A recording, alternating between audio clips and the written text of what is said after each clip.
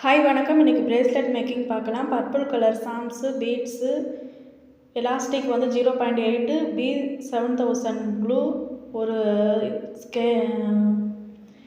Scissor, ஒரு tools, ஜம்ரிங்ஸ் எடுத்துக்கலாம். Beads ஃபுல்லாக நம்ம ஒரு 2.6 பேங்கிள்ஸோட அளவுக்கு 24 பீட்ஸு யூஸ் பண்ணியிருக்கேன். இது ஃபுல்லாக கோர்த்துட்டு நம்ம எப்பயுமே எலாஸ்டிக் வந்து ஃபஸ்ட்டே கட் பண்ணக்கூடாது. கோர்த்துட்டு அடுத்து கட் பண்ணணும் தேவையான அளவுகள். இப்போ இன்ட்டு மாதிரி வச்சுட்டு ஒரு சுற்றி எடுத்துக்கணும். இன்னொரு தடவை இன்ட்டு மாதிரி சுற்றிட்டு ஒரு சைட்லேயே 2 தடவை உள்பக்கமாக சுற்றி எடுக்கணும். அப்போ தான் அந்த எலாஸ்டிக் வந்து அந்த ஃபுல்லாக நல்லா ஸ்ட்ராங்காக கிடைக்கும். நம்ம இப்படி இழுத்து பார்த்தாலும் கூட கலண்டு வராது.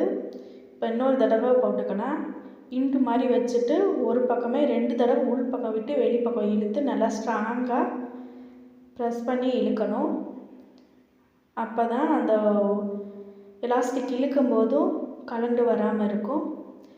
இப்போ எக்ஸ்ட்ரா இருக்கிறத வந்து கொஞ்சம் கட் பண்ணுவாங்கள்ல, கொஞ்சம் விட்டு கட் பண்ணணும். கட் பண்ணிவிட்டு B7000 க்ளூ வந்து லைட்டாக ஓரத்தில் கார்னரில் விட்டுட்டு அந்த 2 கார்னரும் 2 பீட்ஸுக்கும் உள்ளே போகிற மாதிரி அந்த மாதிரி செட் பண்ணி வச்சிட்டோம்னா நம்ம போட்டு முடிச்ச அந்த வெளிப்பக்கம் தெரியாது. இந்த மாதிரி பண்ணலாம்.